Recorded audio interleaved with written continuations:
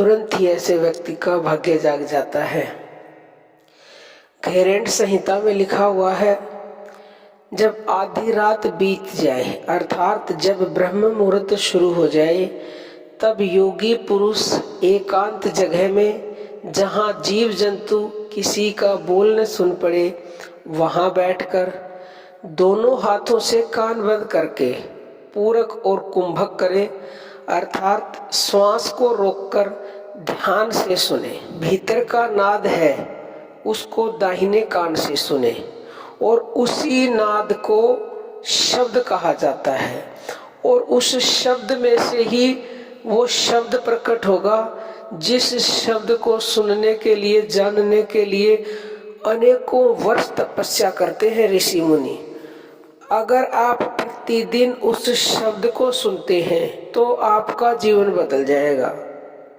पहले झिंगूर सा का शब्द सुनाई देगा, फिर वंशी जैसा शब्द सुनाई देगा, उसके बाद बादल की गर्जन जैसी होगी, फिर झांझ की सी आवाज आएगी, फिर भौरे जैसी आवाज आएगी और फिर आगे घंटे तथा कांसे के पात्र की सी आवाज आएगी, फिर तुरई का शब्द तथा भेरी, मृदंग और नगाड़े से की आवाज आएगी और शब्द अपने आप ही होता है।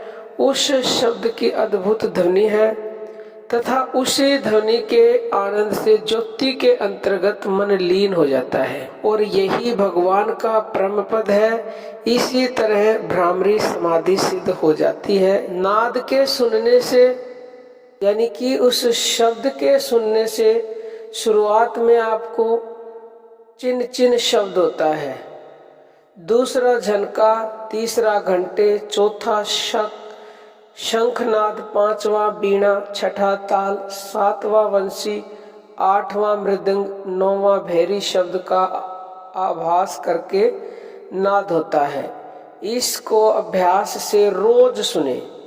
इस नाद को सुनकर योगी ब्रह्मानंद को प्राप्त होता है। जो मन है आपका, उस मन में अनेक विचार आते हैं, उसको अंकुश लगाने का एकमात्र तरीका है अनहद नाद यानी शब्द का श्रवण करना। अनहद शब्द जब सुनाई देने लगता है तब उस ध्वनि के प्रभाव से आपका मन लय हो जाता है और शांत हो जाता है। नानक जी ने कहा है, तीनों बंद लगाई के अनहद सुने टकोर, नानक सुने समाधि में नहीं सांझ नहीं भोर। तो प्रतिदिन आप ब्रह्म मुहूर्त में इस शब्द को ज्यादा से ज्यादा सुने।